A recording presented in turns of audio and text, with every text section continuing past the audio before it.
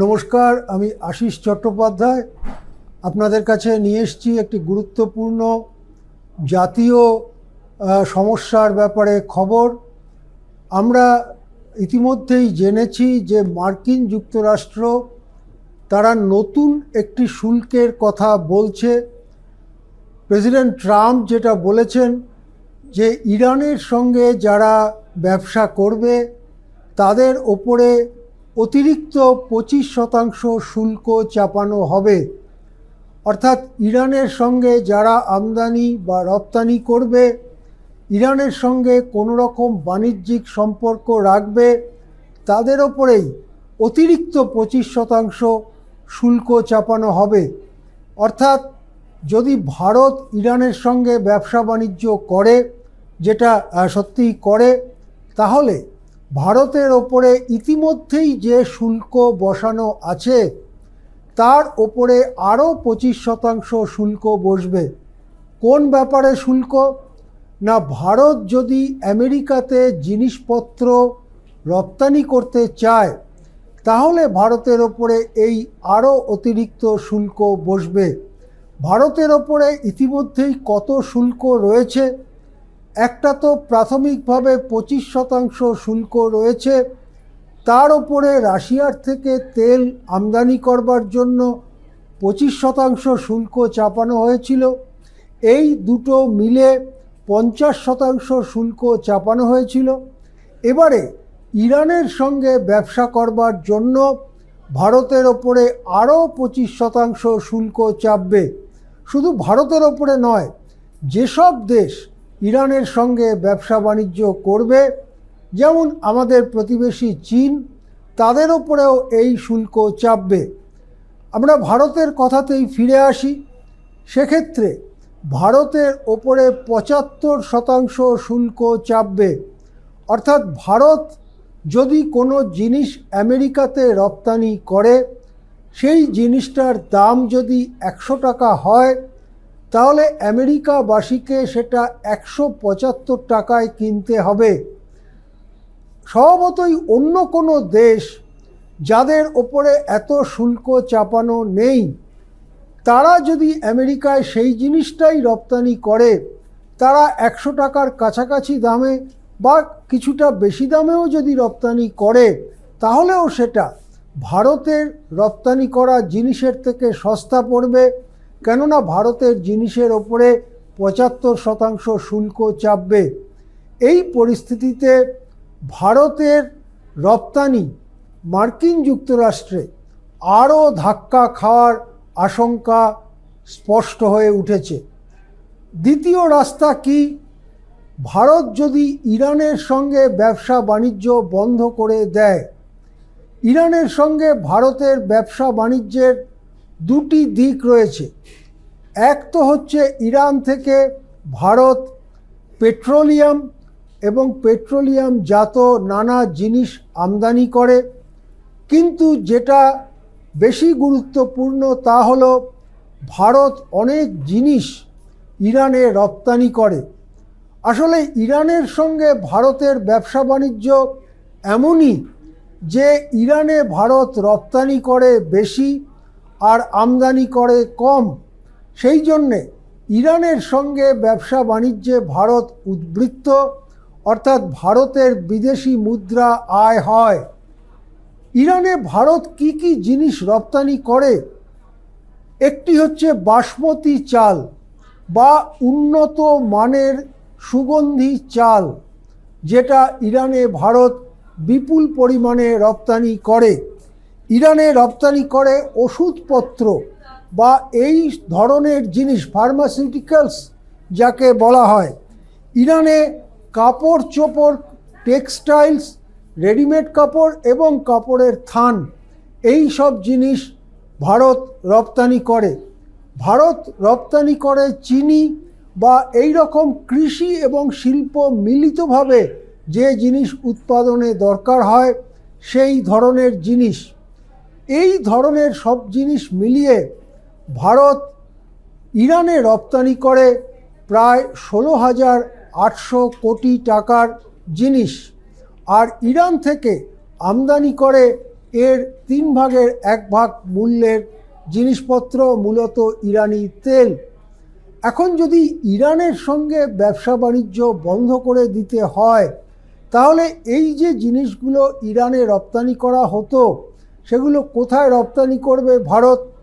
এটা একটা বড় সমস্যা। মনে করা হচ্ছে বাসমতি চাল বা চিনি বা ওষুধপত্র ইত্যাদি ক্ষেত্রে ভারতের রপ্তানি মার খাবে যদি ইরানের সঙ্গে ব্যবসা বাণিজ্য বন্ধ করতে হয়। উল্টো আরেকটা দিক আছে।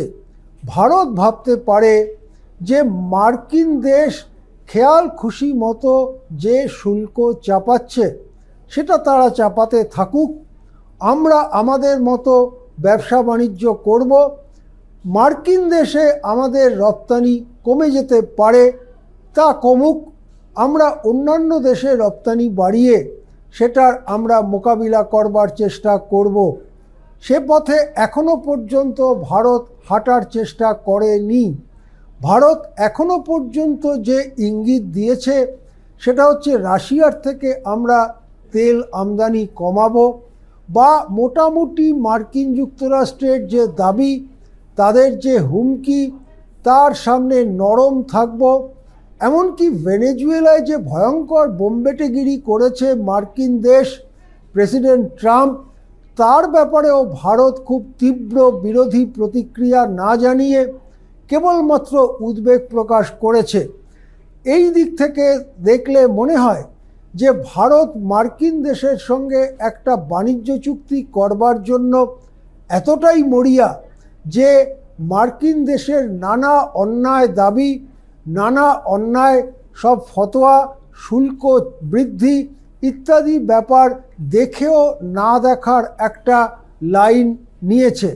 সেক্ষেত্রে এরকম সম্ভাবনা সামনে আসছে যে ইরানের সঙ্গেও সম্ভবত ভারতের ব্যবসা বাণিজ্য এখন থেকে কমতে থাকবে, এবং এই পথে ভারত চেষ্টা করবে মার্কিন যুক্তরাষ্ট্রকে খুশি রাখার।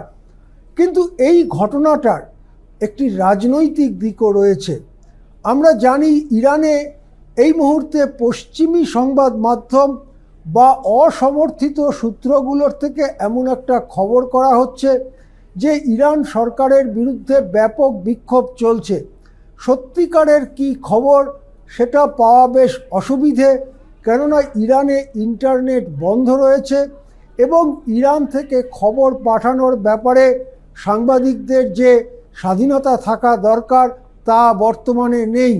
সুতরাং পশ্চিমী সংবাদ মাধ্যমের পাঠানো খবর তা অতিরঞ্জিত অবশ্যই, কিন্তু এ ছাড়া আমাদের কাছে খবরের আর কোনো সূত্র নেই।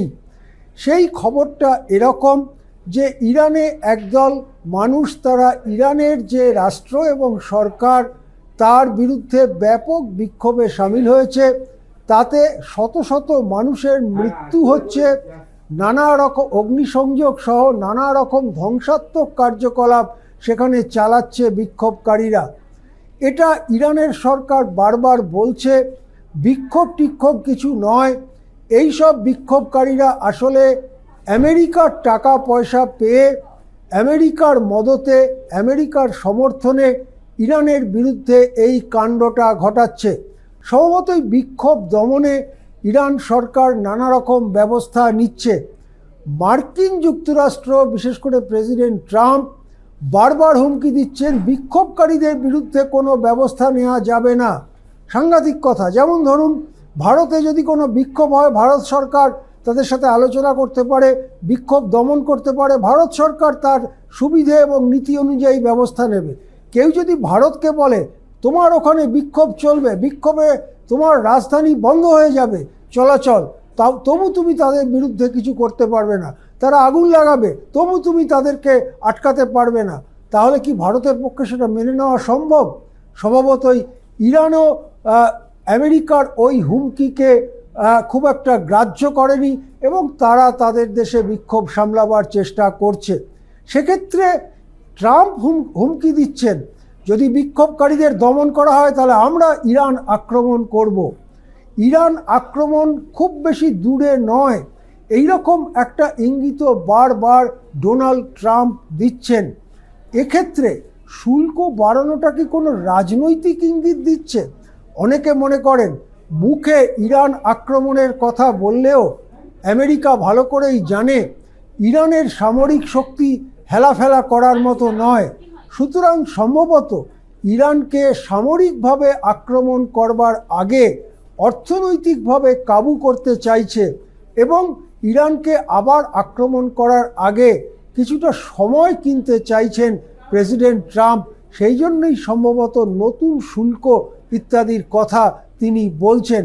এখন দেখার ভারত এই কৃষিক্ষেত্র, শিল্পক্ষেত্র সহ রপ্তানি আমদানি বাণিজ্যে যে ব্যাপক ক্ষতি স্বীকার করতে হবে ইরানের সঙ্গে ব্যবসা বাণিজ্য বন্ধ করলে, তা মেনে নেয় নাকি ইরানের সঙ্গে ব্যবসা বাণিজ্য চালু রাখে। যদি ইরানের সঙ্গে ব্যবসা বাণিজ্য বন্ধ হয় তাহলে কিন্তু ভারতের অর্থনীতিতে তার স্পষ্ট ক্ষতিকারক ছাপ পড়তে বাধ্য। আজ এ পর্যন্তই। আপনারা দেখতে থাকুন কলকাতা টিভি ডিজিটাল।